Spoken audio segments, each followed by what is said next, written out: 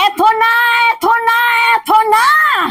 Nagsalita na nga po guys ang mga babae ni Pastor Apollo Kibuloy para ipagtanggol at linisin, pagandahin ang kanyang mabaho at madungis na pangalan. So ngayon guys, nagsalita tong mga babae ni Kibuloy para idepensa itong si Pacquiao.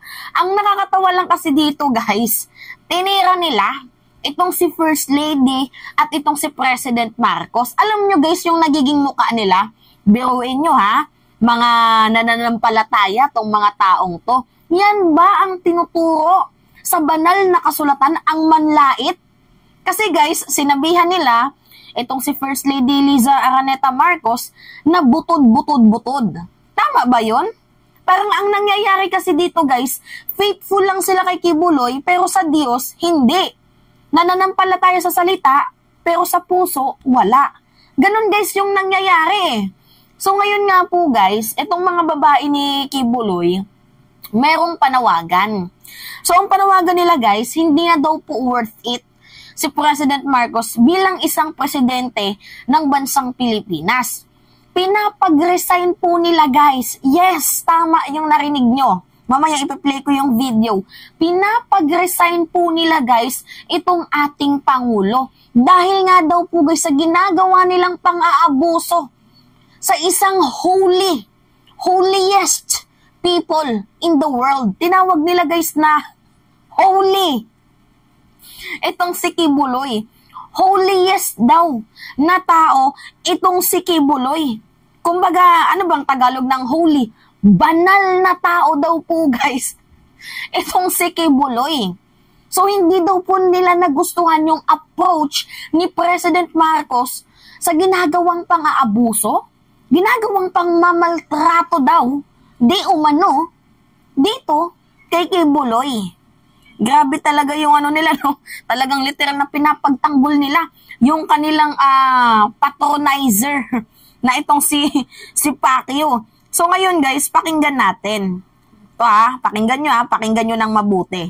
Tapos guys, hindi ko alam kung tinitreaten ba tong mga babaeng to, pero pakinggan nyo.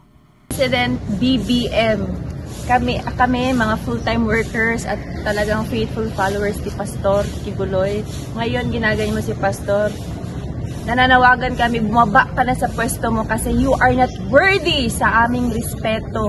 Si Pastor Julius man na si Pastor, di ba? Pero nawala na ng respeto, sir, dahil sa grabe na kademonyong ginagawa ninyo, kayong mag-asawa.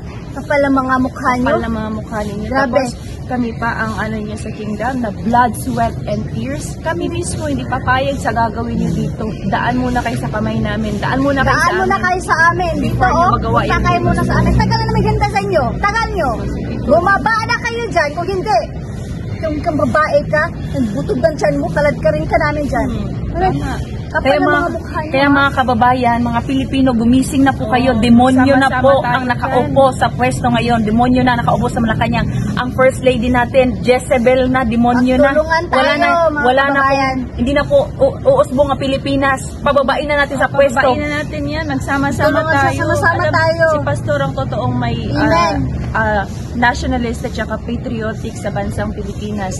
Imagine, mag-aalay si Pastor ng buhay para lang masave ang country natin. Tayo, sunod tayo sa yapak natin. Mahal na Pastor, kasi pure love ang ginagawa ni Pastor yan, BBM na yan, mga traidor yan, walang mga asawa ginagawa niya, yan, yung Romualdez binodo na lang yan. Pilipinas. Lahat tayo mga kababayan, resign BBM! Resign BBM! Resign BBM! Ang tapang talaga ng ng Tres Marias. Shit. Ganyan ba yung tinuturo ng banal na kasulatan or yung tinuturo sa loob ng Kingdom of Jesus Christ?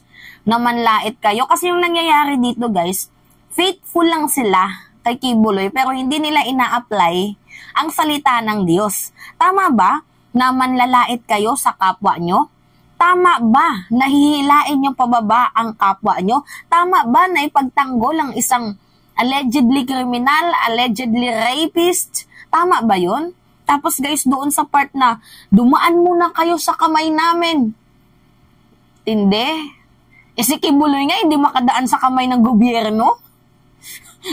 Waiting na lang ako guys na mag-sorry itong tatlong Mariang to kasi pinopromote talaga nila malala itong si Kibuloy to the point na si Kibuloy daw po guys yung nag-alay ng buhay para sa ating bansa, sa bansang Pilipinas.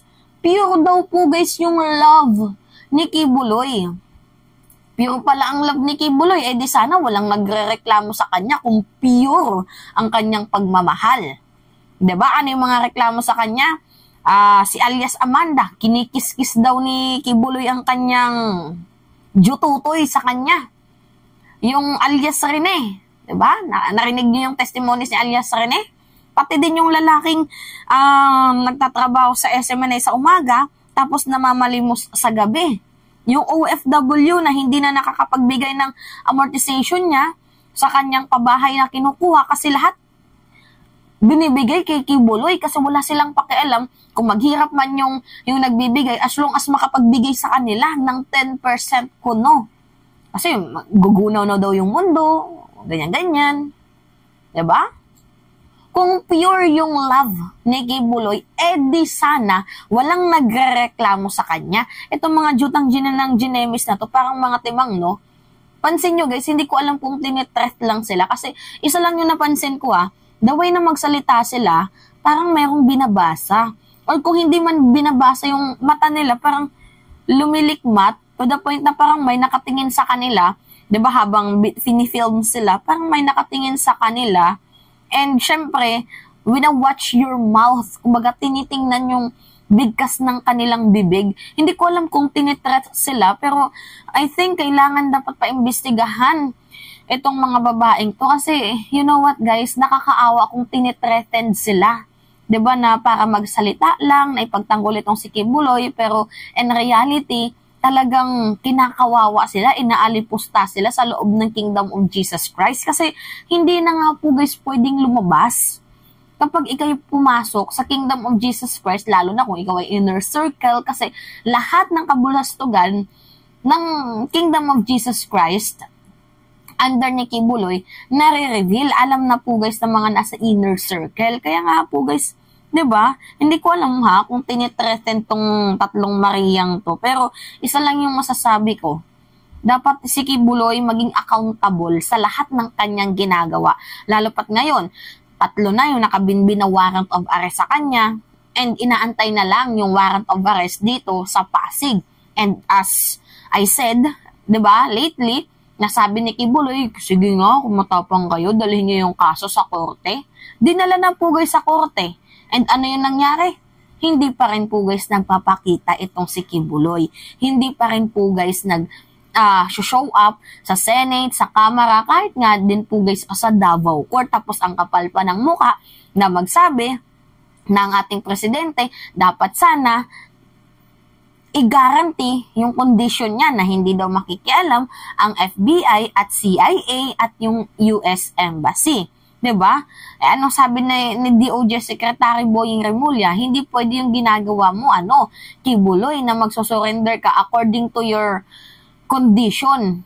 Hindi ka magsusurrender dahil sa ikaw ay nakagawa ng kasalanan sa batas. Mali po yun. Kahit nga din po guys itong ating presidente, tinira na din itong si Kibuloy ni Real Talk para namang tinatalian mo sa liig ang gobyerno niyan na kami pa yung susunod sa iyo. Ang kapal naman ng pagmumukha mo sa part na ikaw na nga nakagawa ng kasalanan, ikaw pa nagmamatapang, ikaw pa talaga yung naglalakas ng loob na gumawa ng condition. See? Anyway, yan guys, nagsalita tong mga babae ba ni Kibuloy na hindi ko alam, parang parang sila yung demonyita. Dinadamay pa tayo. Ano sabi? Guys, samahan nyo kami na pabagsakin ng Administrasyong Marcos. Kayo na lang, ayaw namin. Hindi kami sasama sa inyo, amoy palmulib kayo. Diba? Anyway guys, kita nyo yung mga, ito yung picture Tingnan nyo yung picture gumaganon. Ginaganon, tapos ginaganon nila si President Marcos. Tama ba yan?